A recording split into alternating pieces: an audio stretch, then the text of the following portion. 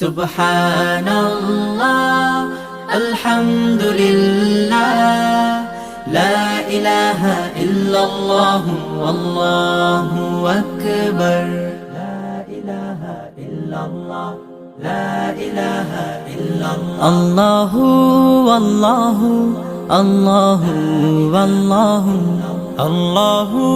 আল্লাহু আল্লাহু আল্লাহু আল্লাহু আল্লাহু আল্লাহু আল্লাহু আল্লাহু আল্লাহু আল্লাহু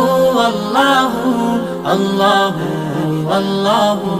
আল্লাহু লা ইলাহা ইল্লাল্লাহ গুনাহগার বান্দা মোরা ক্ষমা